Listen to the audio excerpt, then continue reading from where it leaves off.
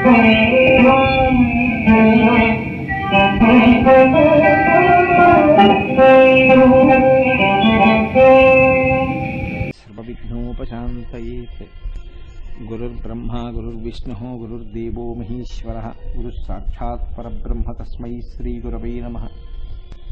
व्यासाय विष्णुरूपाय व्यासरूपाय विष्णवे नमो वै ब्रह्मनिधये वासिष्ठाय नमो नमः। कूजन्तं राम रामीति मधुरं मधुराक्षरम् आरुह्य कविताशाखां वन्दे वाल्मीकिकोकिलम्। श्रुतिस्मृतिपुराणानाम् आलयं करुणालयं नमामि भगवत्पादशङ्करं लोकशङ्करम्। वागर्धाविव सम्पृक्तौ वागर्धप्रतिपत्तये जगतः पितरौ वन्दे पार्वतीपरमेश्वरौ।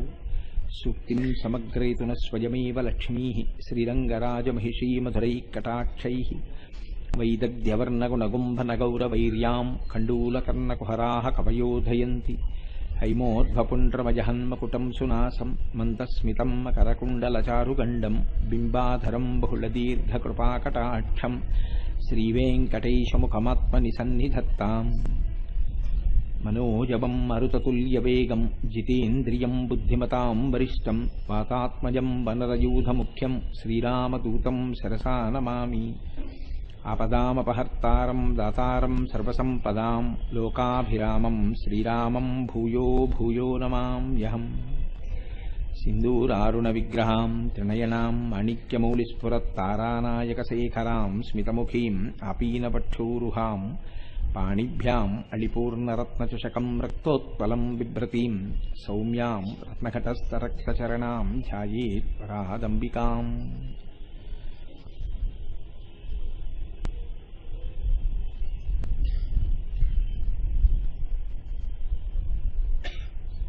ज्ञानानन्दमयं देवं निर्मलस्फटिकाकृतिम् आधारं सर्वविद्यानां हयग्रीवमुपास्महे।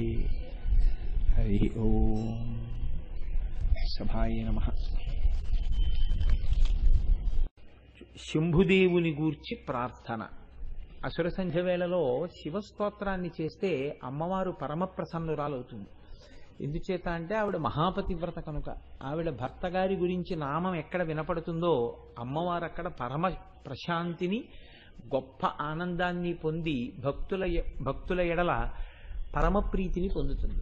కనుక చక్కగా మనం శంభుదేవుని యొక్క ప్రార్థనతో ప్రారంభం చేద్దాం. జయపాలనయన శ్రీతలోలనయన సితశైలనయన శర్వా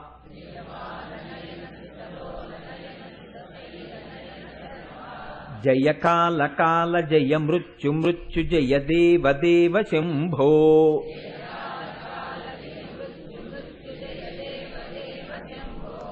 జయ చంద్రమౌళిన మదీంద్రమౌళి మణిసాంద్రహేళి చరణ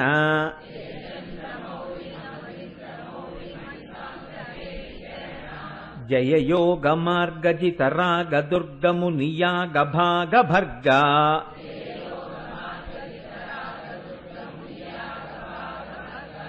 జయ స్వర్గవాసి మతివర్గభాసి ప్రతిసర్గ సర్గ కల్పా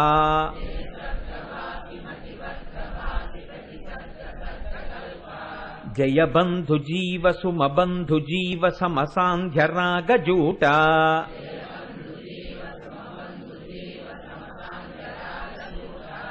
జయ చండ చండ తరతాండవోగ్రభర కంపమాన భువన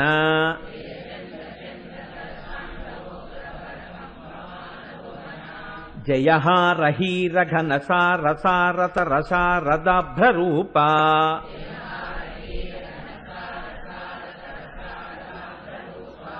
జయ శృంగి శృంగి శృతి భృంగి భృంగి భృతి నంది నంది వినుతి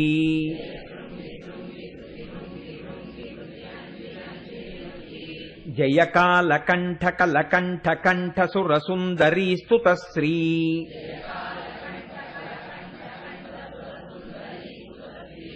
జయ భావజాత సమభావజాత సుకళాజిత ప్రియా హ్రీ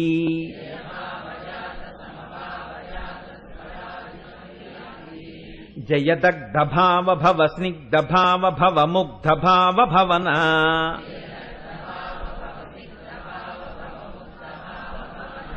జయ రుండమాలి జయ రూక్ష వీక్ష రుచిరుంద్ర రూప రుద్రా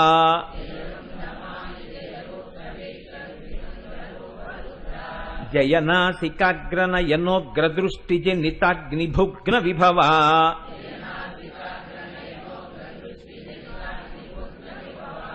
జయ ఘోర ఘోరతరతాపజాపతపవుగ్రరూప విజిత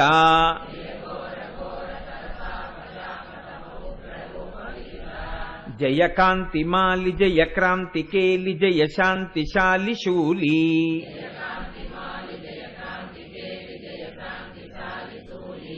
జయ సూర్యచంద్రశిఖి సూచనగ్రనయలోచనగ్రవుగ్ర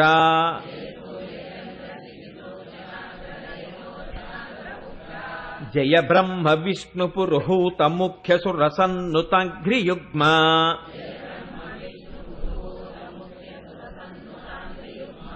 జయ ఫాల నేత్ర జయ చంద్రశీర్ష జయ నాగభూషశూలీ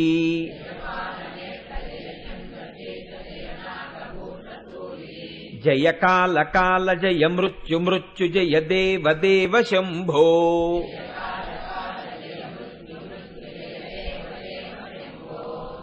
లలితావిర్భావమునకై దేవతల ప్రార్థన. విశ్వరూపిణి సర్వాత్మే విశ్వభూతైకనాయకీ లలితా పరమేశాని సంవిద్వహ్నే సముద్భవ అనంగరూపిణి పరే జగదానందదాయిని లలితా పరమేశాని సంవిద్వహ్నే సముద్భవ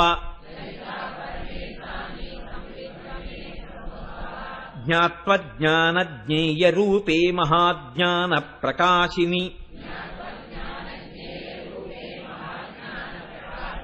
లలితా పరమేశాని సంవిద్వహ్నే సముద్భవ లోక సంహార రసికే కాళికే భద్రకాళికే లలితా పరమేశాని సంవిద్వహ్నే సముద్భవ లోక సంత్రాణ రసికే మంగళే సర్వమంగళే లలితా పరమేశాని సంవిద్వహ్నే సముద్భవ విశ్వసృష్టి పరాధీనే విశ్వనాథే విశంకటే లలితా పరమేశాని సంవిద్వహ్నే సముద్భవ సంవిద్వహ్ని హుతాశేషా సృష్టి సంపాదితాకృతే లలితా పరమేశాని సంవిద్వహ్నే సముద్భవ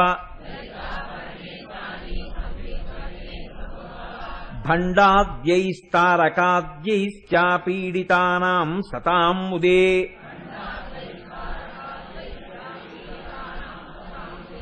లలితా పరమేశాని సంవిద్వహ్నే సముద్భవ సర్వదేవతకృత లలితా స్తోత్రం. ప్రాతుర్బభూవ పరమం తేజ పుంజమనూపమం కోటి సూర్య ప్రతీకాశం చంద్రకోటి సుశీతలం తన్మధ్యమే సముదభూచక్రాకారమనుత్తమం తన్మధ్యమే మహాదేవిముదయార్క సమప్రభాం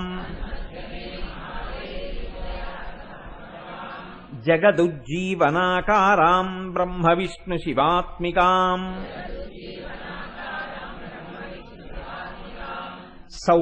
సౌందర్యసారసీమాం తామానందరససాగరాం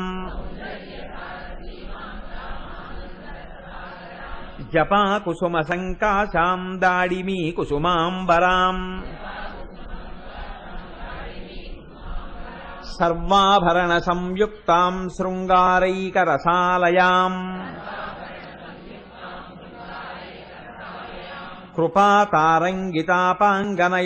కృపాతారంగితాపాంగనయనాలోకకౌముదీం పాశాంకుశేక్షుకోదండ పంచబాణల సత్కరాం తాం విలోక్య మహాదేవీం దేవాః సర్వే సవాసవాః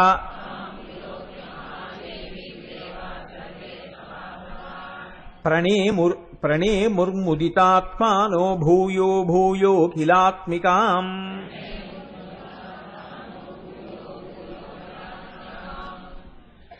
ఈ శ్లోకాల గురించి ఇప్పుడు నేను ప్రస్తావన చేయడం కన్నా ఎలాగో ఉపన్యాసాంతర్గతంగా శ్లోకాలకి సంబంధించిన విశేషం వస్తుంది కాబట్టి నేను అక్కడ ప్రస్తావన చేస్తాను. దాని యొక్క వైశిష్ట్యం ఏమిటో మీరు తెలుసుకుందరు. కానీ మహోత్కృష్టమైనటువంటి స్తోత్రం బ్రహ్మాండ పురాణాంతర్గతం.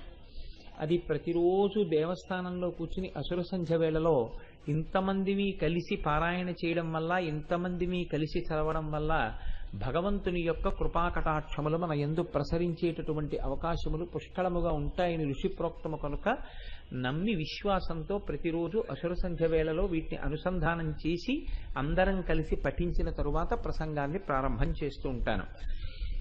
ఈసారి ప్రసంగాలలో లలితా సహస్రనామ స్తోత్రమును గూర్చి కొన్ని మాటలు చెప్పుకోవాలి అని చెప్పి అనుకున్నాం. లలితా సహస్రనామ స్తోత్రం మిగిలినటువంటి సహస్రనామ స్తోత్రముల వంటిది కాదు. దానికి ఒక ప్రత్యేకత ఉంటుంది. ఎందుచేత అన్న ప్రశ్నకి ఒక్కటే జవాబు. మిగిలినటువంటి సహస్రనామములలో చాలా సహస్రనామములు వ్యాసప్రోక్తములు.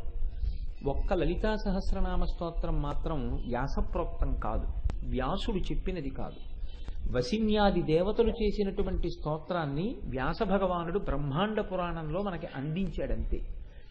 అది సాక్షాత్తుగా అమ్మవారి అనుగ్రహించి వసిన్యాది దేవతల చేత పలికించింది శక్తినిచ్చి. అందుకని ఇది అమ్మవారే శక్తినిచ్చి పలికించి అమ్మవారే ఫలశ్రుతి చెప్పింది. దానికి ప్రతిరోజు ఈ స్తోత్రాన్ని చదివితే ఏం జరుగుతుంది అన్న విషయాన్ని అమ్మవారు స్వయంగా చెప్పింది. ఎక్కడ చెప్పింది అంటే ఒక పెద్ద దేవతా సభలో చెప్పింది ఆవిడ. అందుకే లలితా సహస్రనామముతో తుల్యమైనటువంటి సహస్రనామ స్తోత్రాన్ని చెప్పడం కష్టము అంటారు పెద్దలు. అందులో ఒక్క అక్షరం కూడా మీరు వెతికి చూద్దామన్నా అనవసరమైనటువంటి అక్షరములు ఏవీ కనపడవు. అవి వసిన్యాది దేవతలు అమ్మవారి అనుగ్రహంతో ఆ స్తోత్రాన్ని చెయ్యడమే దానికి ప్రధానమైన కారణం. అసలు లలితావిర్భావములకు సంబంధించినంత వరకు మనం గమనించవలసినటువంటి నేపథ్యం ఒకటి ఉంటుంది. భగవంతుడు అపారమైనటువంటి దయాసముద్రుడు, కరుణామూర్తి. భగవంతుని యొక్క కారుణ్యము ఎంత చిత్రంగా ఉంటుంది అంటే ప్రపంచంలో ప్రమాదకరమైనటువంటి వస్తువుని కూడా శుద్ధి చేసి ప్రపంచానికి పనికొచ్చేటట్టుగా అందజేయడంలో ఈశ్వరుడి యొక్క కారుణ్యము వ్యక్తమవుతూ ఉంటుంది. మీరు చూడండి, ఒక పాము యొక్క విషం మనిషిలోకి ప్రవేశిస్తే మనిషి మరణిస్తాడు. కానీ వైద్యుడు అదే పాము యొక్క విషాన్ని తీసి శుద్ధి చేసి మనుష్యులకు వచ్చినటువంటి అనారోగ్యములు తొలగిపోవడం కోసమని ఔషధంగా అందిస్తాడు. వైద్యుడి చేతిలో పడితే పాము విషం మనుష్య కోటికి అది ఒక ఔషధంగా పనికొస్తుంది. అదే పాము విషం మన శరీరంలోకి ప్రవేశిస్తే మృత్యుకారకం అవుతుంది. వైద్యుడి చేతిలో పడినటువంటి పాము విషం ఎలా ఓషధి గుణాన్ని పొందిందో అలాగే ఈ ప్రపంచంలో కొంతమంది అహంకారంతో గర్వంతో లోకాలన్నింటినీ కూడా ప్రమాదకరమైనటువంటి రీతిలోకి నెట్టేటట్టుగా ప్రవర్తించినప్పటికీ కారుణ్యమునకు ఆలవాలమైనటువంటి భగవంతుని యొక్క స్వరూపము, అది మీరు అమ్మవారిని పిలవండి, అయ్యవారిని పిలవండి, ఏ రూపంతో మీరు పిలిచినప్పటికీ ప్రస్ఫుటంగా ఈశ్వర కారుణ్యము వ్యక్తమవుతూ ఉంటుంది. విశేషించి అమ్మ అన్న మాట ఎక్కడుందో అక్కడ ఈ కారుణ్యం మరింత ప్రస్ఫుటంగా ఉంటుంది. లలితా సహస్రనామ స్తోత్ర ఆవిర్భావమునకు వెనక చాలా పెద్ద నేపథ్యమే జరిగింది. మిగిలినటువంటి సహస్రనామ స్తోత్రములకు వీటికి ఇంత పెద్ద నేపథ్యం ఉన్నట్లు కనపడదు. ఒక పరమభక్తుడైనటువంటి వాడు ఎక్కడో ఒక చోట కీర్తన చేస్తాడు, మంచిదే. నేను అంత మాత్రం చేత ఆ సహస్రనామముల యొక్క వైభవమును తగ్గించి మాట్లాడడం అనేటటువంటిది నా ప్రయోజనం కాదు. ఒక సహస్రనామ స్తోత్ర ఆవిర్భావము వెనుక ఉన్నటువంటి నేపథ్యము ఎంత పెద్దదై ఉన్నదో మీరు లలితా సహస్రనామ స్తోత్రాన్ని గమనిస్తే మనం కొంచెం ఆశ్చర్యపోవలసి ఉంటుంది. ఎందుచేత అంటే తారకాసుర సంహారం జరపవలసి వచ్చింది. మీరు శివమహాపురాణాన్ని అవతరించినప్పుడు తెలుసుకున్నారు. తారకాసుర సంహారం జరగాలి అంటే పార్వతీ పరమేశ్వరులకు కుమారుడు జన్మిస్తే తప్ప తారకాసురుడు నిర్జింపబడడు. కనుక మన్మధుడు పార్వతీదేవి యందు పరమశివుడు అనురక్తతను పొందడం కోసమని తనకున్నటువంటి పుష్పబాణములను విడిచిపెట్టాడు. క్రుద్ధుడైనటువంటి పరమశివుడు తన 3వ నేత్రాన్ని తెరిచాడు. ఆ 3వ నేత్రంలోంచి వచ్చినటువంటి అగ్ని జ్వాలలలో మన్మధుని యొక్క శరీరము దహించుకుపోయి ఒక పెద్ద భస్మరాశి కింద పడింది. ఇప్పుడు ఈ భస్మరాశి పడిన తరువాత ఏ ప్రయోజనం జరుగుతుందనుకుని అక్కడికి దేవతలందరూ వచ్చారో ఆ ప్రయోజనం సిద్ధించలేదు సరికదా, వారు అనుకోనటువంటి హఠాత్ పరిణామము సంభవించింది. పరమశివుడి మీద మన్మథబాణములు పడితే పార్వతీ పరమేశ్వరుల యందు అనురాగము కలుగుతుంది ఒండునులకని దేవతలు ఆశించారు. కానీ మన్మథ దహనము జరిగింది. అందుకని ఎక్కడి దేవతలు అక్కడే సర్దుకుని వెళ్ళిపోయారు. వెళ్ళిపోయినప్పుడు అక్కడ ఇంకేమీ లేదు. మన్మధుని యొక్క శరీరము కాలిపోయి దాని భస్మరాశి పడి ఉంది. ఒక్కొక్కసారి చాలా తమాషా అయినటువంటి పనులు జరుగుతూ ఉంటాయి. ఇవి కాకతాళీయముగా జరిగాయి అని మీరు అనుకోవడానికి వీల్లేదు. ఎక్కడో ఉంటుంది భగవంతుని యొక్క సంకల్పం. ఆయన ఏదో ఊహ చేస్తాడు, లోకమునకు ఏదో ఒక ప్రయోజనమును అందించాలి. కాబట్టి గణములు అని ఉంటాయి. ఒక గణమునకు నాయకుడైనటువంటి వాడు ఆయనని గణేశ్వరుడు అంటారు. గణేశ్వరుడు అంటే గణములకు నాయకుడు అని. ఒక గణమునకు నాయకుడు గణేశ్వరుడు. చిత్రకర్మ అనేటటువంటి ఆయన ఆ ప్రాంతానికి వచ్చాడు. ఆయన ఈ బూది కుప్పని చూశాడు. చాలా బాగుంది, ఎంత తెల్లటి బూడిదో, దీంతో ఒక బొమ్మ చేస్తే బాగుంటుంది అనుకున్నాడు. ఆయన ఆ బూదితోటి ఒక బొమ్మని తయారు చేశాడు. బొమ్మని తయారు చేసి చూస్తే ఇప్పుడు ఆయన కంటికి అది చాలా అందంగా కనపడింది ఆ బొమ్మ. దానికి ప్రాణప్రతిష్ఠ జరిగింది. ప్రాణప్రతిష్ఠ జరిగితే అందులోంచి ఒక వ్యక్తి లేచాడు. అది పరమశివుడు క్రుద్ధుడై రుద్రమూర్తి అయి తన కన్ను తెరిచినప్పుడు వచ్చినటువంటి అగ్ని జ్వాలల చేత భస్మమైనటువంటి శరీరము యొక్క బూది.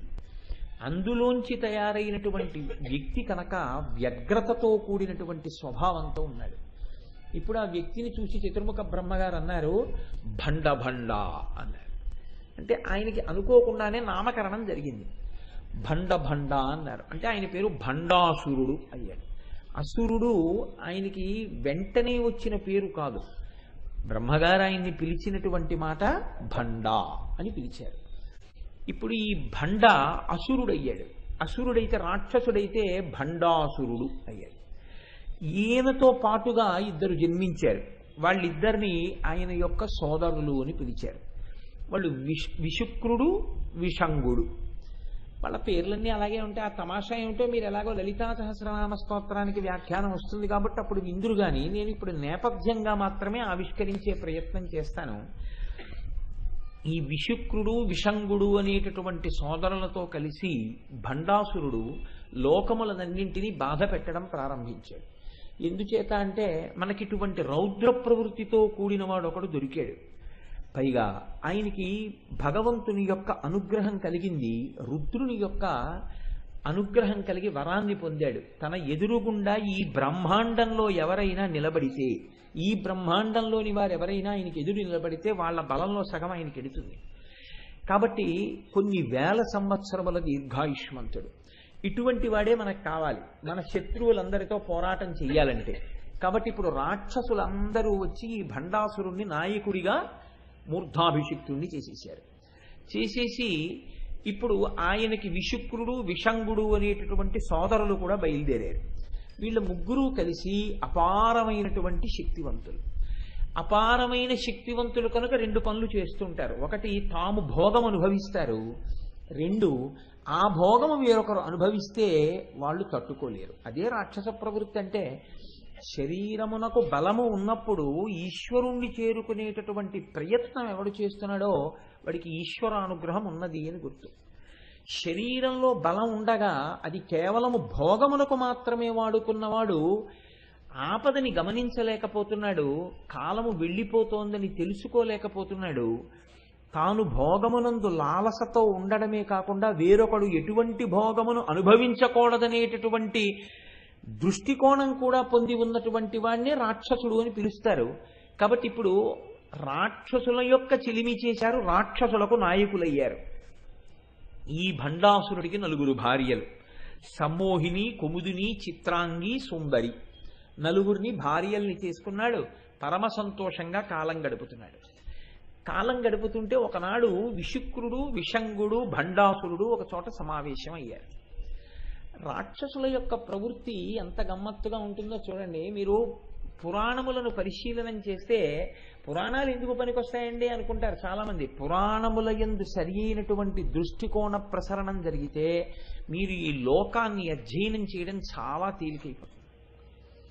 రాక్షసుల యొక్క ప్రవృత్తి ఎలా ఉంటుందో చూపిస్తున్నారు ఋషి.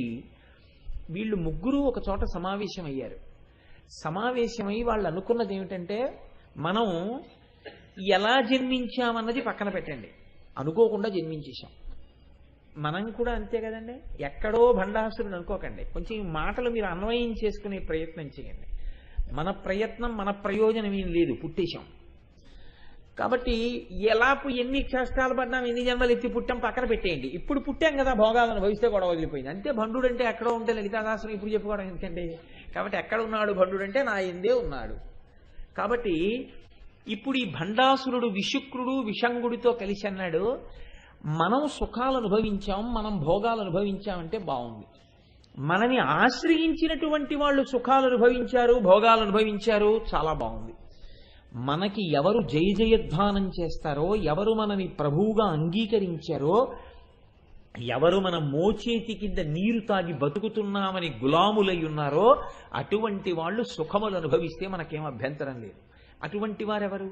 రాక్షసులు. కాబట్టి రాక్షసులను అనుభవించని. కానీ మనని నాయకుడిగా అంగీకరించినటువంటి జాతులు కొన్నున్న ఈ ప్రపంచంలో, ఈ బ్రహ్మాండంలో. అవి యక్ష, గంధర్వ, కిన్నెర, కింపురుష దేవతలతో ప్రారంభించి మనుష్య జాతితో సహా ఎన్నో జాతులున్నాయి. వీళ్ళెందుకు అనుభవించాలి భోగం? మనం అనుభవించామంటే దానికి అర్థం ఉంది. సుఖం అనుభవిస్తాం, వాడెందుకు అనుభవించాలి సుఖం? మీరు చూడండి, ఒక్కొక్కడు తాను సుఖపడతాడు, ఇంకొకడు సుఖపడ్డాన్ని చూడలేడు. మీరు చూడండి, కొంతమంది దగ్గర ఒక గమ్మత్తు ఉంటుంది. తను కూర్చుని ఉంటాడు, వేరొకరిని కూర్చోమని అండం. ఎందుకనంటే లోపల భండుడు ఉన్నాడు, నేను కూర్చోవచ్చు, ఆయన కూర్చోవడం ఏమిటి నా ముందు అంటే కూర్చోమండం. ఎందుకు అనలేడు అంటే కుర్చీ ఖాళీగా అన్నా ఉంచుతాడు తప్ప తన ముందు కూర్చోవడం అంగీకరించలేడు.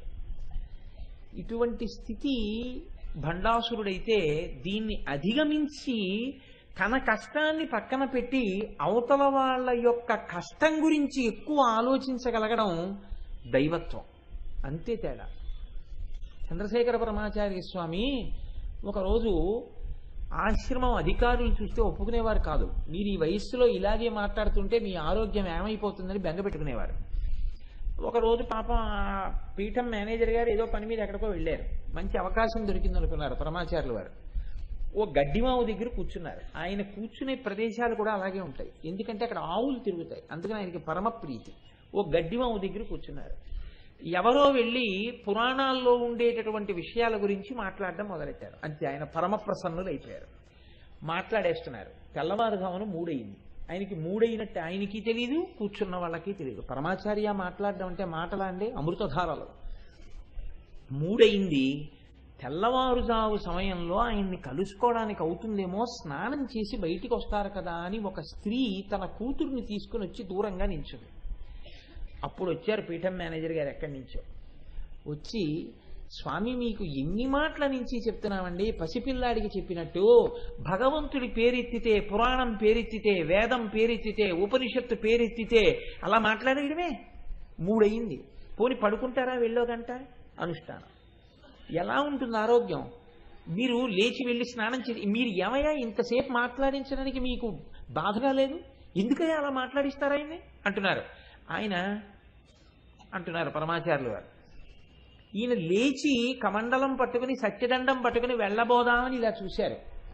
చూసేటప్పటికీ ఒక ఆవిడ అక్కడ నిలబడి ఉంది ఈయనతో మాట్లాడడానికి. ఇలా అంటారేమో వద్దామని నించునుంది.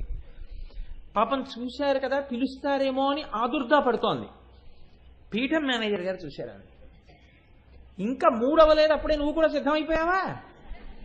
ఇప్పటిదాకా వీళ్ళు అయ్యారు, ఇక అనుష్ఠానం చేసుకుందామంటే ఇంకా నువ్వా?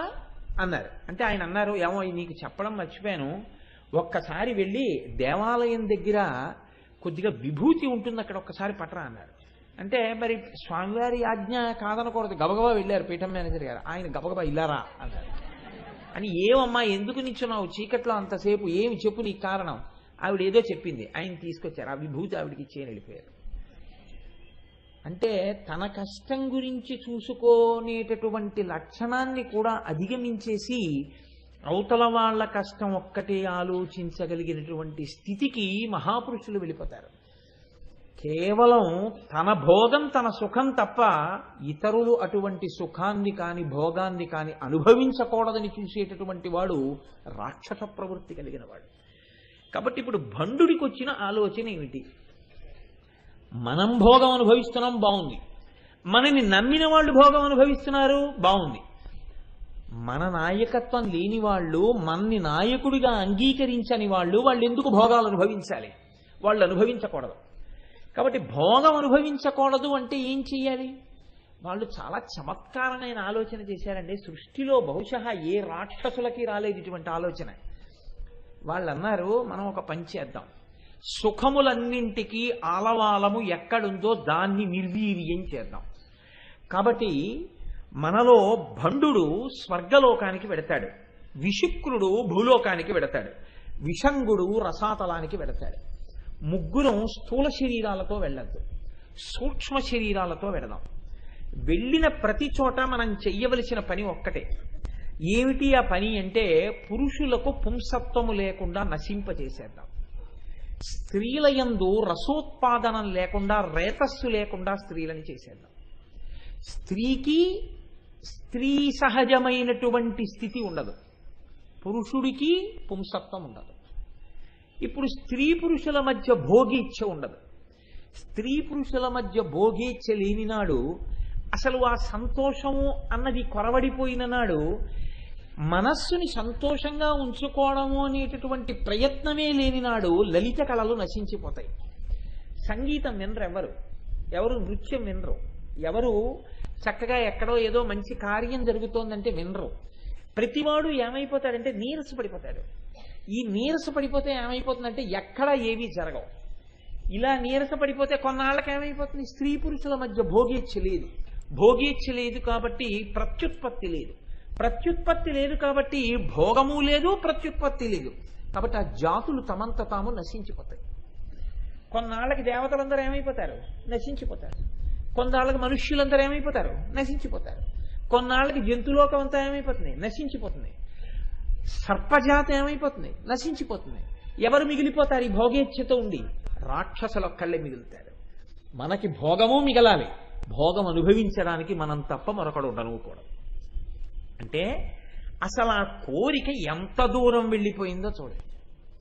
ఇప్పుడు వీళ్ళు ముగ్గురు బయలుదేరి సమస్త లోకముల యందుండేటటువంటి అన్ని జాతుల వారి యందు పురుషులకు పుంసత్వం లేకుండా చేశారు.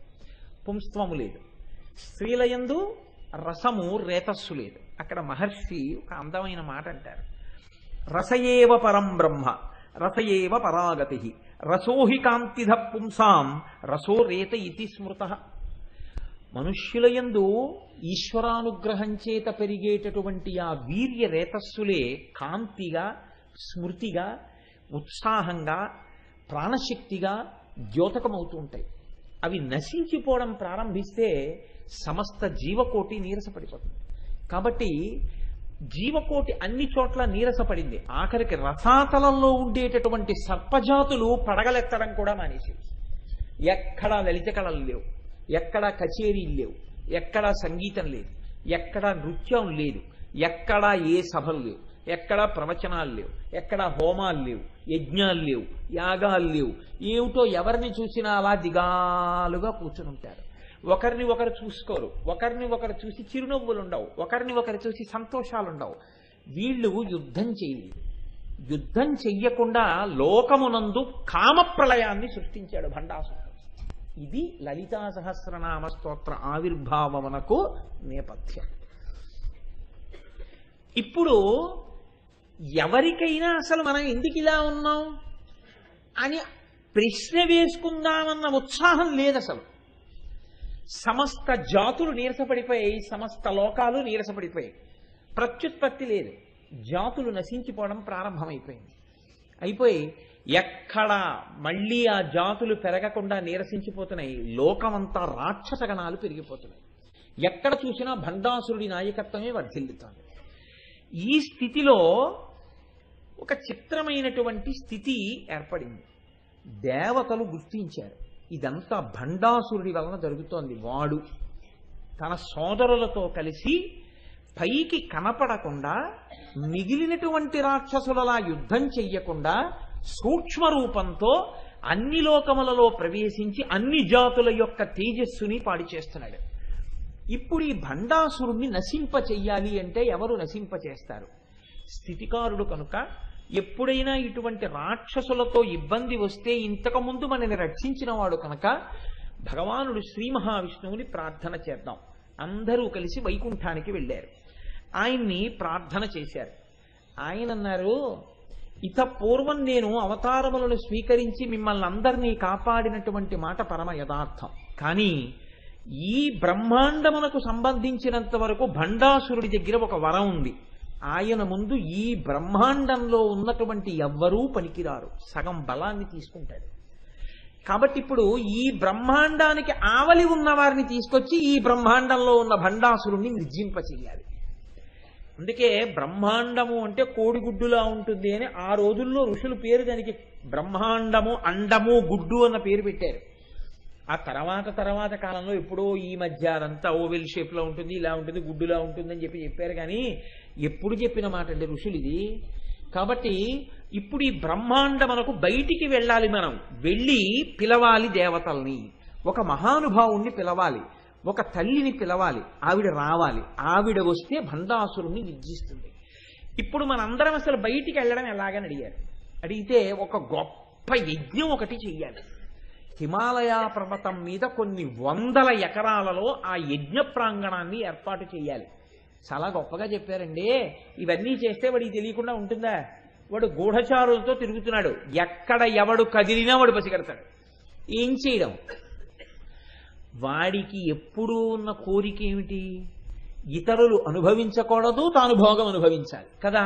కాబట్టి వాడు బాగా భోగం అనుభవించడం కోసమని ఇంతకుముందు ఎప్పుడూ వాడు కని విని ఎరుగనటువంటి 2 కాంతల్ని నేను సృష్టిస్తాను, అక్కడికి పంపుతాను. వాడు ఆ కాంతలతో రతికేలిలో మునిగి తేలుతూ ఉంటాడు, ఆ సుఖమునందు ఉంటాడు. అప్పుడు మనం నిశ్శబ్దంగా ఎవ్వరికీ తెలియకుండా ఇక్కడ హోమగుండాన్ని నిర్మాణం చేద్దాం, పదండని చెప్పి శ్రీ మహావిష్ణువు దేవతలందరినీ వెంట పెట్టుకుని బ్రహ్మాండము యొక్క అంచు దగ్గరికి తీసుకుని వెళ్ళారు. ఇప్పుడు ఈ అంచులోంచి బయటికి వెళ్ళాలి. బ్రహ్మాండం బయటికి వెళ్ళి బ్రహ్మాండం బయట ఉన్న వారిని ఆహ్వానం చెయ్యాలి. అందుకని ఇప్పుడు వీళ్ళు వెళ్ళి ఆ బ్రహ్మాండానికి రంధ్రం చేశారు. రంధ్రం చేసి అంచులోంచి మెల్లిగా రంధ్రంలోంచి బ్రహ్మాండము యొక్క పైభాగమునకు వెళ్ళారు. అవతల భాగానికి వెళ్ళి నిలబడ్డారు. వెళ్ళి నిలబడితే ఏముంటుంది? నత్ర సూర్యోభాతి చంద్రతారకం నేమా విద్యుతోభాతి కుతోయమగ్ని. అటువంటివి ఎన్ని కోట్ల బ్రహ్మాండములు, ఇన్ని బ్రహ్మాండములకు ఎంతమంది అధినాథులు, ఇన్ని బ్రహ్మాండాలున్నాయో ఇలాగా. ఇప్పుడు ఎవరొచ్చి రక్షిస్తారు? ఎవరిని పిలవాలి? వాళ్ళకి అనుమానం వచ్చింది. ఇప్పుడు వాళ్ళన్నారు, మనం పిలుద్దాం. అసలు ఎవరిని పిలిస్తే మనకి కావలసినటువంటి శక్తి పుట్టేటట్టుగా చేస్తాడో అటువంటి మహానుభావుడు శంభుదేవుడు ఉన్నాడు. ఆయన్ని మనందరం ఎలుగెత్తి పిలుద్దాం. పిలిస్తే తప్పకుండా పలుకుతాడు. కనుక రండి, అందరూ కలిసి స్తోత్రం చెయ్యండి శంభుదేవుణ్ణి అన్నారు. ఆ శంభుదేవుడి గురించి మీరు చేసినటువంటి ప్రార్థనే మనందరం చేశామే ప్రారంభంలో. అదే దేవతలందరూ పరమశివుణ్ణి ఉద్దేశించి ఆ శంభుదేవుణ్ణి ఉద్దేశించి పిలిచారు. జయపాలనయన శ్రీతలోలనయన చితశైలనయన శర్వా జయకాల కాల జయ మృత్యు మృత్యు జయ దేవ దేవ శంభో. ఇందాక మీరు చదివారు కదా, అదే స్తోత్రాన్ని దేవతలందరూ కలిసి పిలిచారు. పిలిస్తే అందులో మీరు పెద్ద వివరణ చెయ్యవలసింది ఏముండదు. అందులో పరమశివుని యొక్క గుణములన్నీ ఆవిష్కరింపబడి ఉంటాయి. శంభుదేవుడు అక్కడికి వచ్చాడు. వచ్చి ఆయన అన్నాడు, మీకు కలిగినటువంటి విపత్తు నుంచి మిమ్మల్ని ఉద్ధరించాలి అంటే లలితాపరాభట్టారిక స్వరూపం ఆవిర్భవించాలి. అటువంటి స్వరూపం ఆవిర్భవించాలి అంటే ఒక గొప్ప యజ్ఞం ఒకటి మనం చెయ్యాలి. ఆ హోమగుండంలోంచి అమ్మవారు పైకొస్తుంది. శ్రీ మహావిష్ణువు ఇప్పటికే భండాసురుణ్ణి మోహమునందు ముంచెత్తడానికి 2 వనితల్ని సృష్టించారు. కాబట్టి మనం నిశ్శబ్దంగా ఇప్పుడు హిమాలయ పర్వత ప్రాంతమునందు కూర్చుని అటువంటి హోమం చేద్దాం రండి అన్నారు. అందరూ వెళ్ళారు. ఒక పెద్ద యజ్ఞగుండాన్ని అక్కడ తయారు చేశారు. కూర్చుని ఇప్పుడు ఆ యజ్ఞగుండంలో అగ్నిహోత్రాన్ని ప్రతిష్ఠించాలి. అప్పుడు కదండి అందులోకి హవిస్సులు ఇచ్చి పిలవడం అమ్మవారిని. ఇప్పుడు ఈ అగ్నిని తీసుకొచ్చి పెట్టడానికి మీరు మొన్న చూశారు, ఇక్కడ వెంకటాచల వైభవం జరుగుతున్నప్పుడు ఆరణి మంధనము అని చేస్తారు. ఇటువంటి అగ్నిని పుట్టించవచ్చు, కానీ పుట్టిస్తే అప్పుడు ఆ అగ్ని ఏ బ్రహ్మాండంలోది? ఈ బ్రహ్మాండంలోదే అవుతుంది. ఈ బ్రహ్మాండంలో ఉన్న అగ్నితో మీరు ఏదైనా చేస్తే వాడు సంకల్పం చేస్తే అందులో సగం తీసేసుకుంటాడు. కాబట్టి ఇప్పుడు ఇక్కడ అగ్ని పనికిరాదు. కాబట్టి ఇప్పుడు అగ్ని ఎలాగా అని ఆలోచించారు. వాడు ఎంత ఉపద్రవం తీసుకొచ్చాడో చూడండి భండాసురుడు. అంటే ఇప్పుడు శంభుదేవుడు అన్నాడు, మనకి గార్హపత్య అగ్ని, ఆహవనీయ అగ్ని, దక్షిణాగ్ని అని 3 అగ్నులు ఉన్నాయి. కానీ ఇప్పుడు ఈ 3 అగ్నులతో కుదరదు కనుక నేను చిదగ్ని అనబడేటటువంటి అగ్నిని వాయు రూపంలో బ్రహ్మాండం బయనించి ఆ బ్రహ్మాండమునకు చేయబడిన రంధ్రంలోంచి తీసుకొచ్చిన వాయువుని ఈ హోమగుండంలోకి ప్రవేశపెట్టి అగ్నిని రగలుస్తాను.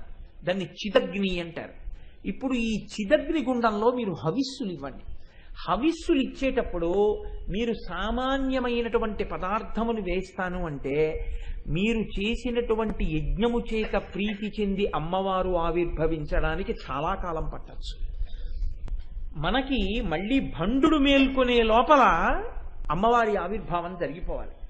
కాబట్టి మీ ఆర్తి ప్రకటనం జరగాలి, తొందరగా రమ్మని పిలవాలి. కాబట్టి హవిస్సుల కొరకు వేరొకటి వాడకండి. మీరు దేవతలు కనుక మీ శరీరావయవములను కోసినంత మాత్రం చేత మీకు మృత్యువు రాదు. అది ఇతరులైతే శరీరావయవములను కోసేసుకుంటే మృత్యువు పాలైపోతారు. మీకు ఆ భయం లేదు. కాబట్టి మీరు మీ శరీరావయవములను ఖండించి అగ్నిహోత్రంలో వ్రేల్చండి, హవిస్సులుగా ఇవ్వండి. అంటే మీ ఆర్తి ప్రకటనం జరుగుతున్నప్పుడు అప్పుడు అందులోంచి అమ్మవారు ఆవిర్భవిస్తుంది. ఇది దేవతలకు కాబట్టి సరిపోయింది. అలా ఆర్తి ప్రకటనానికి అందరటువంటి పనులు చేయమని కాదు దాని ఉద్దేశం. కాబట్టి ఇప్పుడు హోమగుండంలో దేవతలు తమ యొక్క శరీర ఖండములను తీసి ఆ అగ్నిహోత్రంలో సమర్పించి అమ్మవారిని ప్రార్థన చేశారు. అమ్మా నువ్వు ఆవిర్భవించాలి అని ఆనాడు శంభుదేవుడు అష్టకారికలతో ప్రార్థన చేశాడు. అదే సముద్భవ సముద్భవ, అమ్మా నువ్వు ఆవిర్భవించు, అమ్మా నువ్వు ఆవిర్భవించు, అమ్మా నువ్వు ఆవిర్భవించు అంటూ 8 శ్లోకాలున్నాయే ఆనాడు బ్రహ్మాండ పురాణంలో శంభుదేవుడు చదివినటువంటి అష్టకారికలు. వాటిని దేవతలందరూ చదివారు.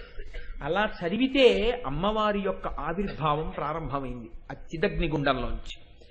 ఇప్పుడు వీళ్ళందరూ అలా హోమం చేస్తూ అలా యజ్ఞములో తమ శరీర ఖండములను వ్రేలుస్తూ అమ్మవారిని ప్రార్థన చేస్తుంటే అమ్మవారి యొక్క అనుగ్రహము కలిగి మాంసనేత్రము చేత చూడడానికి వీలు కానటువంటి పరబ్రహ్మస్వరూపిణి అయినటువంటి అమ్మవారు అందరికీ కనపడేటటువంటి రూపంతో అనేక కోట్ల బ్రహ్మాండములకు నాయకురాలైనటువంటి తల్లి, మణిద్వీపంలో కూర్చుని ఇన్ని బ్రహ్మాండములను శాసించగలిగినటువంటి తల్లి ఈ బ్రహ్మాండంలో హిమాలయ పర్వతాల మీద ఏర్పాటు చేయబడినటువంటి హోమగుండంలోంచి ఆ తల్లి ఆవిర్భవించడం ప్రారంభించింది. అమ్మవారు ఎప్పుడైతే చిదగ్నిగుండంలోంచి ఆవిర్భవిస్తోందో ఆ స్వరూపాన్ని చూసి దేవతలందరూ ప్రార్థన చేశారు. అమ్మా ఇది లలితా సహస్రనామ స్తోత్రము దేవతలు చేసినది కాదు. మీరు బాగా జ్ఞాపకం పెట్టుకోవాలి. ఇందాక మనం చదివేమే స్తోత్రం దేవతలు లలితాదేవిని గూర్చి చేసిన ప్రార్థన. అప్పుడు దేవతలు అమ్మవారిని ప్రార్థన చేశారు. అమ్మా నువ్వు ఇలా ఉన్నావు, ఎర్రటి వస్త్రం కట్టుకున్నావు అని నమస్కారం చేస్తూ నిలబడ్డారు. అప్పుడు ఆ తల్లి ఆవిర్భవించింది. ఆవిర్భవించిన తరువాత ఏం జరిగినది అన్నది మీరు లలితా సహస్రనామ స్తోత్ర పూర్వభాగమునందు వింటారు.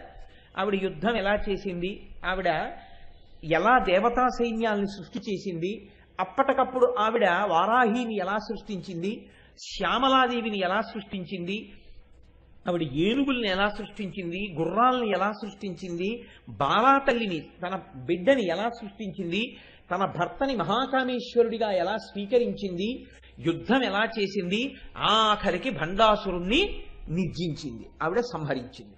ఇప్పుడు భండాసురుణ్ణి సంహరించిన తరువాత దేవతలందరూ పరమ ప్రసన్నాన్ని పొందారు. ఇక్కడ మీరు గమనించవలసినటువంటి విషయం ఒకటి ఉంటుంది. అమ్మవారు ఆవిర్భవించడానికి కారణమేమి, దానికి ఇలా చేస్తే ఆవిర్భవించినది అని చెప్పడానికి ఒక ప్రత్యేకమైనటువంటి శైలి ఏదైనా వాళ్ళు పాటించారని చెప్పడం కుదురుతుందా అంటే, దానికి పెద్దలు అంటారు, ఒక మాట చెప్తారు, ఘృత కాఠిన్యవత్. అంటే నెయ్యి కరిగి ఉంటుంది, కరిగి ఉన్నటువంటి నీతికి ఒక రంగు ఉండదు, ఒక రూపం ఉండదు. కానీ దానికి చల్లటి గాలి తగిలిందనుకోండి, వెంటనే అది ఘనీభవిస్తుంది, ఘనీభవించి ముద్దలా అవుతుంది. ఇప్పుడు ముద్దలా ఉన్నటువంటి నీతిని మీరు చేత్తో పట్టుకోవచ్చు, ముద్దలా ఉన్నటువంటి చేతికి ఒక రూపం ఉంటుంది, ఒక రంగు ఉంటుంది, మీకు తెలుస్తుంది. కరిగినటువంటి నెయ్యి చల్లటి గాలికి పేరుకున్నట్టే భగవంతుని యొక్క నిర్గుణమైనటువంటి స్వరూపము భక్తుల యొక్క ఆర్తి అనబడేటటువంటి, భక్తి అనబడేటటువంటి చల్లతనం తగిలితే ఈ కంటితో చూడడానికి వీలైనటువంటి సాకారమును పొందుతుంది. అందుకే అంతటా నిండి నిబిడీకృతమైనటువంటి పరమాత్మ ఒక అవతారమును దాల్చాలి అంటే దానికి ముందు ఒక స్తోత్రం ఉంటుంది, ఒక ప్రార్థన ఉంటుంది. దేవతలో ఋషులో ఎవరో ప్రార్థన చేస్తారు, ఆ ప్రార్థనని మన్నించి భగవంతుడు ఒక రూపాన్ని పొందుతాడు. అందుకే వేదం అజాయమానో బహుధా విజాయతే అంటుంది. ఇన్ని రూపాలు ఎందుకండి సనాతన ధర్మంలో, ఇంతమంది దేవుళ్ళు ఎందుకండి అని అడుగుతుంటారు. నీకెన్ని కష్టాలున్నాయో అన్ని భగవంతు రూపాలు ఉంటాయి. కారణం ఏమిటో తెలుసా అండి? ఒక్కొక్కడికి ఒక్కొక్క కష్టం వచ్చినప్పుడు ఒక్కొక్క రూపంలో ఈశ్వరుడు రావాలని అడిగాడు, ఆ రూపంలో ఈశ్వరుడు వచ్చాడు. చెయ్యగలిగిన నేర్పరితనం ఉండాలి, కానీ ఒక్క కొయ్య దుంగ పట్టుకుని అందులోంచి పిచుకలు చేస్తాడు, అందులోంచి బొమ్మలు చేస్తాడు, దశావతారాలు చేస్తాడు, కుండలు చేస్తాడు, మూకుళ్ళు చేస్తాడు, ఇన్ని చేస్తాడు. ఒక్క కొయ్య ముక్క పట్టుకుని అందులోంచి ఏనుగులు చేస్తాడు, గుర్రాలు చేస్తాడు, ఇన్ని చేస్తాడు. మీరు బొమ్మల గూట్లో ఇవన్నీ పెట్టి పిల్లల్ని తీసుకెడితే ఇవి గుర్రాలు, ఇవి ఏనుగులు, ఇవి దశావతారాలు, ఇవి రాముడు, ఇది ధనస్సు, ఇది కుండ, ఇది మూకుడు, ఇది మూత, ఇన్ని మాటలు చెప్తారు. కానీ అదంతా కొయ్యే. కొయ్యని ఇన్ని రూపములుగా మార్చినటువంటి కమ్మరివాడిలా, మట్టినే ఇన్ని రూపాలుగా మార్చిన కుమ్మరివాడిలా ఈశ్వరుడు ప్రసన్నుడైతే భక్తుల యొక్క భక్తి అనబడేటటువంటి చల్లతనం ఆయనకి తగిలితే ఘనీభవించి భగవంతుడు ఒక రూపాన్ని పొందుతాడు. కాబట్టి ఇప్పుడు లలితాదేవి కూడా ఒక రూపాన్ని అలా పొంది ఆవిడ ఆవిర్భవించింది. ఇప్పుడు ఈ ఆవిర్భవించినటువంటి తల్లి భండాసురుణ్ణి నిర్జించిన తరువాత, మీ అందరికీ కావలసినటువంటి పని నేను చేసి పెట్టాను, భండాసురుణ్ణి నిర్జించాను, ఇప్పుడు లోకములన్నీ ప్రశాంతతని పొందాయి, అందరూ మళ్ళీ ఉత్సాహాన్ని పొందారు, అందరూ మళ్ళీ సంతోషాన్ని పొందారు, అన్ని జాతులు మళ్ళీ పెరుగుతాయి. ఇక నేను బయలుదేరి నా యొక్క మణిద్వీపానికి వెళ్ళిపోతున్నాను, నా యొక్క నిజ స్థావరం ఏదుందో ఆ స్థావరానికి, పరిపాలనా కేంద్రానికి బయలుదేరుతున్నానన్నారు. అంటే దేవతలు ఋషులు అందరూ ఆనాడు అమ్మవారిని ప్రార్థన చేశారు. అమ్మా, కష్టం ఎందుకు వచ్చిందో మాకు తెలియదు, కానీ ఇది ఒక గొప్ప అనుగ్రహానికి హేతువైంది. పాము విషం వైద్యుడి చేతిలో పడితే ఓషధి అయినట్టు భండాసురుడు పెట్టినటువంటి కష్టాలకి నిన్ను ప్రార్థన చేయడం మాకు ఒక పెద్ద ఉపకారం చేస్తోంది. నువ్వు ఇక్కడి నుంచి వెళ్ళిపోవడానికి వీల్లేదు. నీవు 16 చోట్ల ఈ భూమండలంలో ఉండాలి, ఈ బ్రహ్మాండంలో. కాబట్టి ఈ 16 చోట్ల నువ్వు ఉన్న ప్రాంతాలని కూడా శ్రీపురములు అని పిలుస్తారు. 16 పేర్లు శ్రీపురములే. కాబట్టి 16 శ్రీపురములను నిర్మించడం కోసమని మేము మయుణ్ణి, విశ్వకర్మని ప్రార్థన చేస్తాం. 16 చోట్ల నువ్వు వెలియాలి తల్లి అన్నారు. ఇప్పుడు మీరు ఆలోచించండి, అంత ఉన్నది కొయ్యని గుర్రంగా మారిస్తే గుర్రం, ఉన్నది కొయ్య ఏనుగ్గా మారిస్తే ఏనుగు, ఉన్నది కొయ్య రాముడిగా చెక్కితే రాముడు, ఉన్నది కొయ్య కృష్ణుడిగా చెక్కితే కృష్ణుడు. కానీ అది మాత్రం కొయ్య, లోపల ఉన్నది కొయ్య లేకుండా మాత్రం ఇవేమీ లేవు. ఇవి లేకపోయినా కొయ్య మాత్రం ఉంటుంది. అలాగే అమ్మవారిని 16 చోట్ల 16 పేర్లతో ఉండమని అడిగారు వీళ్ళు. ఎన్ని పేర్లతో పిలిస్తే ఆవిడికి అభ్యంతరం? మీ ఇష్టం, ఏ పేర్లతో నన్ను ఉండమని కోరుకుంటున్నారు, ఎక్కడెక్కడ ఉండమని కోరుకుంటున్నారు. ఇది భక్తి అంటే. వాళ్ళు అనుగ్రహాన్ని పొంది వదిలిపెట్టలేదు, వాళ్ళు అలా అడిగారు కాబట్టే మనకి లలితా సహస్రం వచ్చింది. వాళ్ళు అన్నారు, అమ్మ నువ్వు 16 చోట్ల నిలబడాలి అన్నారు. ఎక్కడెక్కడా అని అడిగింది తల్లి. మేరు పర్వతం, నిషధ పర్వతం, హేమకూటం, హిమాలయం, గంధమాదనం, నీలగిరి, మేషగిరి, శృంగగిరి, మహేంద్రగిరి, లవణ సముద్రం, ఇక్షు సముద్రం, సురా సముద్రం, ఘృత సముద్రం, దధి సముద్రం, క్షీర సముద్రం, జల సముద్రం. ఈ అన్ని చోట్ల, ఈ 16 చోట్ల నువ్వు స్థిర నివాసివై ఉండాలి. ఏ ఏ పేర్లతో ఉండమంటారు అని అడిగింది తల్లి. ఈ పేర్లు వింటే చాలండి, దేవతలు అమ్మవారిని ప్రార్థన చేసి తెచ్చుకున్నటువంటి పేర్లు. అందుకే ఆ నామములను విన్నంత మాత్రం చేత అమ్మవారి యొక్క అనుగ్రహం కలుగుతూ ఉంటుంది.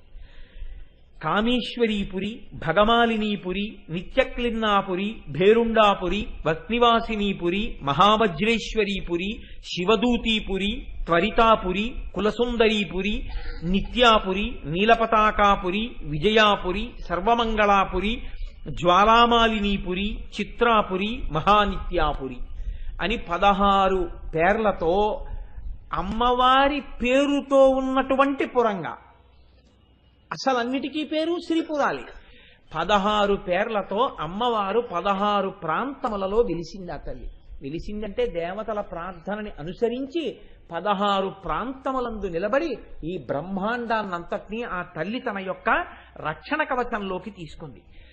ఈ ఆవిర్భవించినటువంటి తల్లి యొక్క స్వరూపానికి ఋషులు ఒక పేరు పెట్టారు. ఆ పేరే లలిత అన్నారు. లలిత అన్న పేరు ఎందుకు పెట్టారు, ఏ కారణం చేత పెట్టారు? ఏదో పెట్టాలనిపించి పెట్టారా, లేకపోతే లలిత అని పిలవడం వెనకాతల ఏదైనా హేతు ఉందా అంటే, లోకానతీత్య లలతే లలిత తేన చోచ్యతే.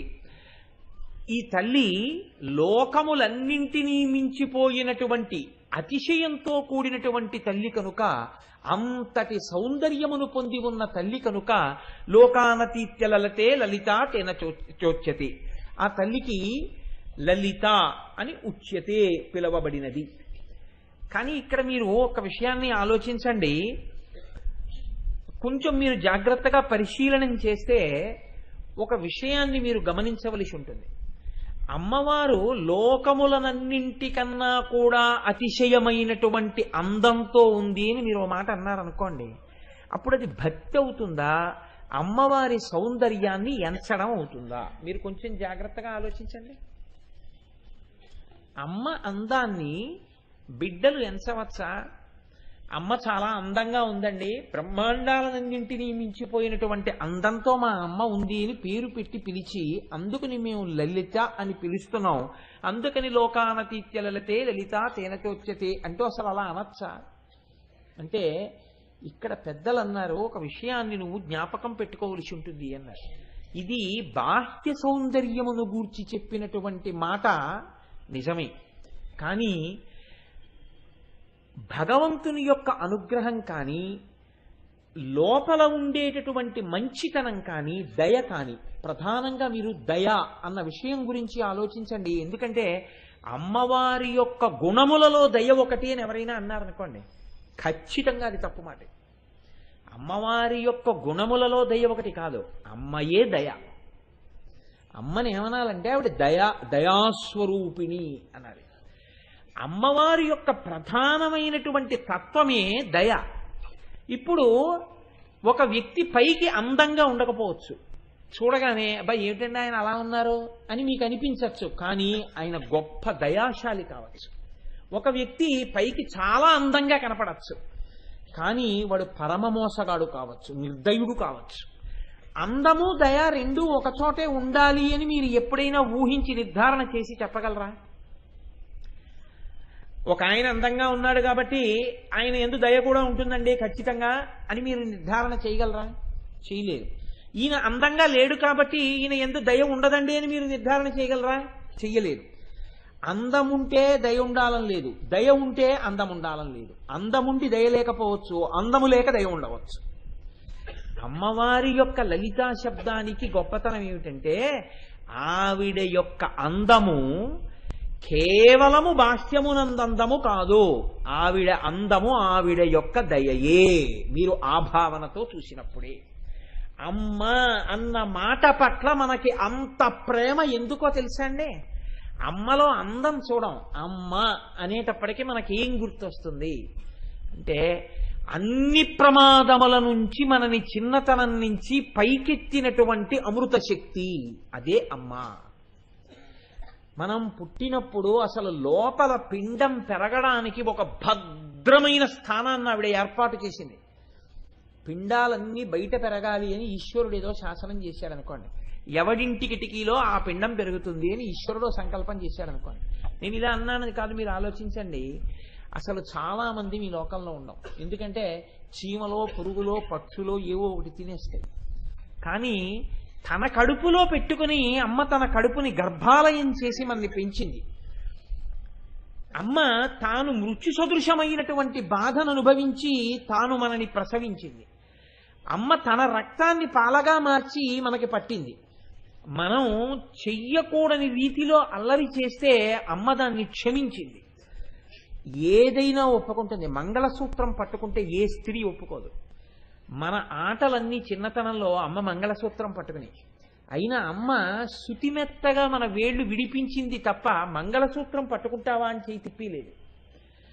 మనం మలమూత్రాలు విసర్జించుకుని మంచంలో పడుకుని ఉంటే మడిబట్టని కూడా చూడకుండా ఆవిడ తన పవిట కొంగుతో వీలైతే మన శరీరాన్ని శుభ్రం చేసింది. మనం నోట్లో కూడా మలాన్ని పెట్టుకుంటే ఆ తల్లి నోరు కడిగి ఆ నోరు వాసన చూసి ఇంకా ఎక్కడైనా ఉండిపోయిందేమో అని మన నోరంతా పవిట కొంగుతో శుభ్రం చేసింది. చెవిలోకి చీమ వెళ్ళి మనం ఏడుస్తుంటే పుల్ల కోసం చూడకుండా వెంటనే పవిట కొంగుని తిరిపెట్టి కళ్ళమ్మట నీళ్లు పెట్టుకుని నోట్లో పెట్టి ఆ తడితో ఉన్నటువంటి తిరిమి చెవిలో పెట్టి చీమని పైకి తీసింది అమ్మ. అమ్మ అవడానికి, అమ్మతనం చూపించడానికి ట్రైనింగ్ క్లాసులు ప్రపంచంలో లేవు. ఎంత నిర్దయతో కూడిన వ్యక్తి అయినా అయి ఉండొచ్చు, అంతకుముందు ఏ దయా తెలిసి ఉండకపోవచ్చు, ఏమీ తెలిసి ఉండకపోవచ్చు. నిద్ర 7 గంటలైతే తప్ప లేవకుండా అమ్మాయి దగ్గర ఉన్నప్పుడు పడుకునేటటువంటి పిల్ల, తన క్యారేజీ తాను సర్దుకోని పిల్ల, రేపు నీకు పిల్లలు పుడితే ఎలాగే అని తల్లి తండ్రి అడిగితే అబ్బా అవన్నీ ఎందుకు లేదురు అనే పిల్ల, తనకొక్క పసిపిల్లవాడు పుట్టేటప్పటికీ తాను తనకిష్టమైనా సరే, ఇంతకుముందు సన్నటి జల్లు వస్తుంటే బయటికి వెళ్ళి తడవడం ఎంత సరదాయో ఆ పిల్లకి. ఇప్పుడు ఆ పిల్లకి ఎవరు చెప్పక్కర్లేదు, ఆ పిల్ల బయటికి వెళ్ళి తడవదు. ఏమే కిటికీలోంచి చూస్తున్నావు బయటికి వెళ్ళలేదే అంటే వీడికి పడిశం పడుతుందేమో అని భయం అమ్మా అంటుంది. ఇలా నువ్వు బయటికి వెళ్ళకు అని ఎవరైనా ముందు ట్రైనింగ్ ఇచ్చారా? దానికి ఏమైనా కాలేజెస్ ఉన్నాయా? ఉండవు. మహానుభావుడు అదేంటి బసవేశ్వర పురాణంలో అంటాడు, మొగ్గ లోపల పువ్వు యొక్క తావిదాగినట్టు ప్రతి ఆడదానిలో అమ్మవారు మాతృమూర్తిగా దాక్కునుంది. ఆ మాతృమూర్తిగా అమ్మవారు లోపల వికసనాన్ని పొందకపోతే ఈ సృష్టి లేదు. కాబట్టి అమ్మ అన్నం పెట్టింది, పెట్టడంలో రోగం దేని వల్ల వస్తోందో అని పెట్టలేదు. ఏది తింటే రోగం తగ్గుతుందో అది బతిమాలి బామాలి కథలు చెప్పి పెట్టింది. అమ్మ తాను తినవలసిన పదార్థాన్ని పిల్లవాడికి అనారోగ్యం చేస్తుందేమోనని తినడం మానేసింది. మానేసి వాడికి పనికొస్తుంది, వాడికి పడిశం తగ్గుతుంది అనుకుంటే తనకిష్టం లేకపోయినా ఉసిరికాయ పచ్చడి తింది. పాల వలన పిల్లవాడికి పడిశం తగ్గుతుందని పిల్లవాడికి వచ్చిన అనారోగ్యం కోసం తను పచ్చం చేసింది. ఇప్పుడు మీరు ఆలోచించండి, మీరు ఏ స్థితిలో ఉండనివ్వండి, అమ్మ అన్న మాట వినపడగానే, అందుకే తండ్రి అంటే భయం ఉన్న వాళ్ళు ఉంటారు, అమ్మ అంటే మాకు భయము అన్నవాళ్ళు లోకంలో ఉండరు. అందుకే లోకంలో ఒక నానుడి ఉంది, అమ్మ కోపం తాటాకు మంట. అమ్మ కోపం తాటాకు బుట్ట మండినట్టు ఉంటుందండి, అది ఎందుకు పనికిరాదు. ఆ కోపం ఆవిడ తిట్టుకోవడం, పిల్లల్ని తిట్టడమే. 5 నిమిషాలు అది అమ్మ క్యారేజీ పెట్టేశావా అని వస్తుంది పిల్ల. తండ్రి కొంచెం కోపంగా చూసి 4 మాటలు అన్నాడు అనుకోండి, గుడ్ల నీరు కుక్కుని, అమ్మ ఎందుకు చెప్పేశావు మా నాన్నగారికి, చూసావా ఎలా అన్నారో కాలేజీకి వెళ్లే ముందు, ఇంకా నేను ఇవాళ పరీక్ష రాసినట్టే అంటాడు. తండ్రి అన్న మాటకి బిడ్డ బాధపడుతుంది, తల్లి అన్న మాట లెక్క పెట్టదు. ఎందుకంటే అమ్మ యొక్క ప్రేమ అటువంటిది. అసలు ఆ ప్రేమ పిల్లలు ఎంత కటువుగా ప్రవర్తించనివ్వండి, అమ్మ అంత ఆశీర్వచనం చేస్తూనే ఉంటుంది. గొడ్డలి పట్టుకొచ్చి చందనపు చెట్టుని నరుకుతుంటే చందనపు చెట్టు సువాసనని ఇస్తూనే ఉంటుంది. ఉడికిపోతున్న అన్నం తినడానికి తేలికైనటువంటి రీతిలో మెత్త పడిపోతూనే ఉంటుంది. చెరుకు కర్రని పట్టుకుని కత్తితో నరికినా, పంటి మధ్య పెట్టి నలిపినా తీయదనాన్ని స్రవిస్తుంది. అమ్మ అన్న వ్యక్తిని మీరెంత బాధ పెట్టినా ఆశీర్వచనం చేయడమే అమ్మకొస్తుంది. కాబట్టి అమ్మతనం కన్నా భద్రత ఎక్కడుంది? కాబట్టి అమ్మ అన్న మాట ఎక్కడుందో అక్కడ శోభ ఉంది. శోభ ఎక్కడ ఉందో అక్కడ శుభం ఉంది. శోభ శుభం. అమ్మ అన్న మాట ఎక్కడ ఉందో అక్కడ భగం ఉంది. భగము అంటే అద్భుతం. ఈ భగములోంచి భాగ్యం ఉంది. ఈ భాగ్యములోంచి సౌభాగ్యం ఉంది కదండి. ఆ భగము భాగ్యమైంది. అమ్మే లేకపోతే భాగ్యం ఏదండి? తండ్రిని మించిన గురువు లేడు, తల్లిని మించిన దైవం లేదు. ప్రపంచంలో దరిద్రుడన్నవాడు ఎవడైనా ఉంటే తల్లి లేనివాడు ఒక్కడే దరిద్రుడు. ఎన్ని ఉన్నా తల్లి లేనివాడు దరిద్రుడే. ఏవీ లేకపోయినా తల్లి ఉన్నవాడు భాగ్యవంతుడే. ఎంతమంది ఉన్నా, ఎన్ని పుస్తకాలున్నా తండ్రి లేనివాడు గురువుని పొందడంలో కొంచెం ఈశ్వరానుగ్రహం పోగొట్టుకున్నవాడే. ఎంత స్వతహాగా పాండిత్యం ఉన్నా తండ్రి యొక్క చేరువు కూడా దొరికి ఉంటే వాణ్ణి మించినటువంటి శిష్యుడిగా అదృష్టాన్ని పొందినవాడు వేరొకడు లోకంలో ఉండేవాడు కాడు. కాబట్టే అమ్మ అంటే అమ్మే. కాబట్టి ఇప్పుడు ఆ అమ్మలోంచే భగం వచ్చింది, అమ్మలోంచి భాగ్యం వచ్చింది, అమ్మలోంచి సౌభాగ్యం వచ్చింది, అమ్మలోంచే అన్నీ వచ్చాయి. ఇక్కడ లోకంలోనైనా అంతే. ఒక ఆడదాని సౌభాగ్యం నిలబడాలంటే అమ్మ వల్లే నిలబడాలి. ఒక ఇంట్లో భాగ్యం రావాలంటే అమ్మ వల్లే రావాలి. ఒక ఇంటికి తోరణం కట్టాలంటే అమ్మ వల్ల రావాలి. ఒకళ్ళకి వచ్చిన వ్యాధి పోవాలంటే అమ్మ వల్ల పోవాలి. ఒక ఇల్లు సంతోషంగా ఉండాలంటే అమ్మ వల్ల ఉండాలి. ఆర్తితో పిలవగానే పలకాలంటే అమ్మ తప్ప వేరొక దైవం లేదు. ఈ మాట నేనంటే నేను ఇంకొక దైవ స్వరూపాన్ని కించపరిచినట్లు ఎంత మాత్రం కాదు. అమ్మ అన్న రూపంతో ఉన్న దైవం తర్వాతే ఏ రూపమైనా. లౌకికమైన అమ్మకే ఇంత ప్రేమ ఉంటే ఇన్ని బ్రహ్మాండములను కన్న తల్లికి ఎంత ప్రేమ ఉంటుంది? మీరు ఆలోచించండి. నా తల్లి నాకు అన్నం పెట్టింది. నా అమ్మ నాకు పెట్టినటువంటి అన్నం నా జీవితంలో నేను ఎన్నడూ మర్చిపోలేను. ఎందుచేత అంటే అది అంత రుచి. అమ్మ వండింది అంటే అందులో రుచి చూడడం తెలియదు. తను అన్నం తినడానికి ఎన్ని పదార్థములతోనైనా తినడానికి కోట్లు ఉన్న ఒక ఐశ్వర్యవంతుడు తాను తినడమే కాకుండా రోజు ఒక 100 మందికి అన్నదానం చేస్తూ ఆ అన్నదానం చేసేటప్పుడు వచ్చి 100 మందికి అన్నం పెడుతుంటే అక్కడ నిలబడి, అబ్బా ఈశ్వరుడు నాకు ఎంత అనుగ్రహించాడో, ఈ 100 మంది ఆకలి తీర్చగలిగానని, అయ్యా మెల్లగా తినండి, మెల్లగా తినండి, కంగారు పడకండి, కడుపు నిండా తిన్నారా అని అడుగుతున్నాడు అనుకోండి ఒక ఐశ్వర్యవంతుడు. ఈ నిర్భాగ్యులైన 100 మంది దరిద్రులు ఆయన వంక చూసి అంటారు, మహారాజా ఎంత మంచివాడివయ్యా, 100 ఏళ్లు బతకవయ్యా నాయన, నువ్వు తినగలిగినా మాకు పెట్టడమే కాకుండా కడుపు నిండా తినండి బాబు, మెల్లిగా తినారా, మెల్లిగా తిన్నారా, తొందరపడకండి, తొందరగా తినకండి, పదార్థాలు బాగున్నాయా, కావాలంటే ఇంకొంచెం వేసుకోండి అని అంత ప్రేమగా అడిగావా తండ్రి, నువ్వు 100 ఏళ్లు బతకవయ్యా, నీ వంశం వర్ధిల్లాలయ్యా అంటారు.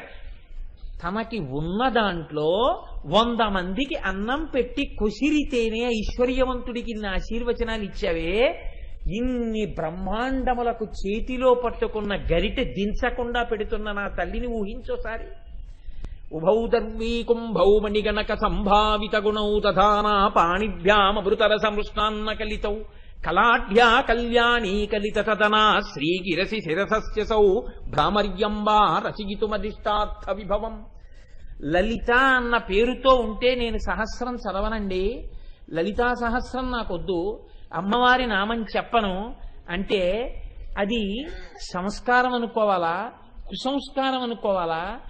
అంత అన్నం పెట్టేటటువంటి అమ్మ పేరు చెప్పడానికి నీకెందుకు బాధ వస్తున్నట్టు? అటువంటి స్వరూపాన్ని నువ్వు ఊహించగలిగితే ఆవిడే లలితా స్వరూపము. ఇంతమంది అమ్మలను గన్న అమ్మ ఎవరుందో, ఇంత జీవకోటికి అన్నం పెడుతున్న అమ్మ ఎవరుందో, ఆ అమ్మల గన్న అమ్మ, ఆ అన్నపూర్ణమ్మ, మీ అమ్మ, మా అమ్మ, అందరి అమ్మల అమ్మ, అమ్మలలో ఉన్న అమ్మతనం రాశీభూతమైన అమ్మ లలితమ్మ. కాబట్టి అటువంటి తల్లిని లోకానతిత్య లలితే లలితా తేన చోక్యతే, దయ కలిగిన అమ్మ. కాబట్టి ఇది ఆవిడ లాలిత్యం, ఇది ఆవిడ ఎరుపుతనం, ఇది ఆవిడ అనురాగం, ఇది ఆవిడ కాంతి, ఇది ఆవిడ శోభ, ఇది ఆవిడ యొక్క భగం. కాబట్టి చూడండి, ఇటువంటి తల్లి ఈవిడ నామాల్ని చెప్తూ అగస్త్యుల వారికి ఉపదేశం చేస్తున్నాడు.